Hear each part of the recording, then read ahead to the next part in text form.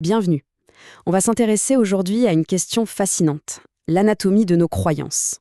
On va essayer de décortiquer ensemble cette architecture cachée, ces mécanismes mentaux, sociaux, qui finissent par façonner tout ce qu'on tient pour vrai. Alors, voilà la grande question qui va nous guider. Pourquoi est-ce qu'on défend nos croyances avec autant d'acharnement, bien plus qu'on ne cherche la vérité en fait? On a tous déjà ressenti ça, non? Cet attachement presque féroce à nos idées, même quand les faits semblent nous contredire. Eh bien, comme on va le voir, la réponse, elle n'est pas vraiment du côté de la logique. Elle est bien plus profonde, ancrée dans notre besoin fondamental de survie. Et ça, c'est vraiment l'idée de base qu'il faut retenir. Nos esprits, ils ne sont pas du tout faits pour la précision. Pas du tout. Ils sont faits pour la survie. Il faut bien comprendre que notre cerveau n'a pas évolué pour devenir une sorte d'ordinateur froid et objectif.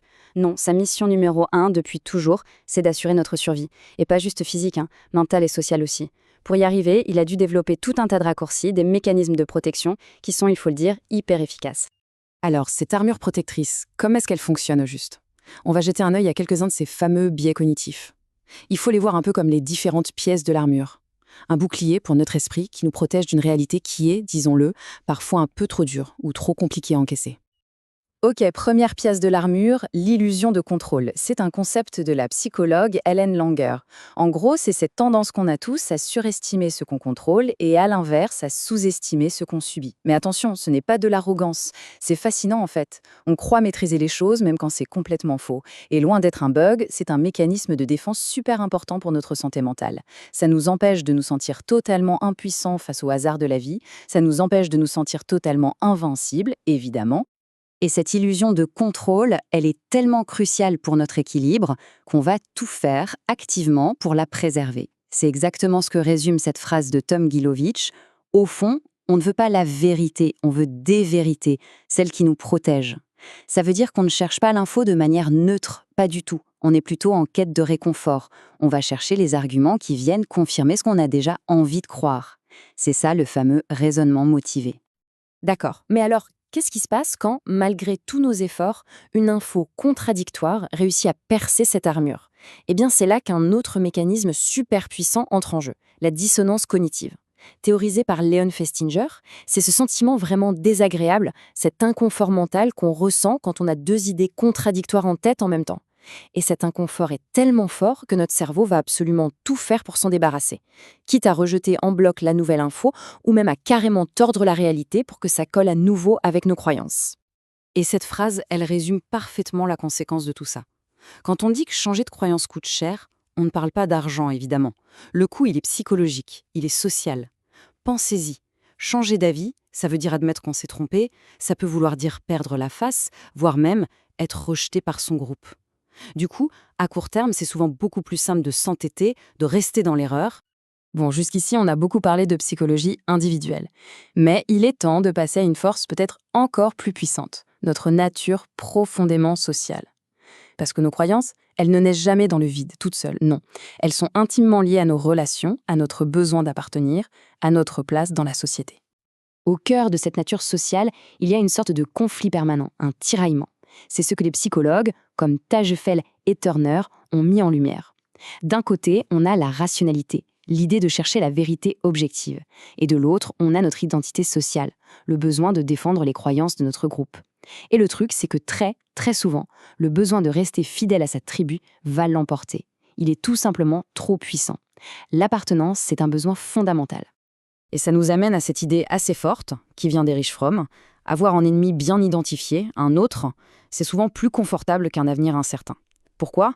Parce que ça simplifie le monde de façon radicale. Ça clarifie les choses. Ça nous dit qui nous sommes, en définissant simplement qui nous ne sommes pas. Et bien sûr, ça soude le groupe comme jamais autour d'un but commun, même si ce but, c'est juste l'opposition à l'autre.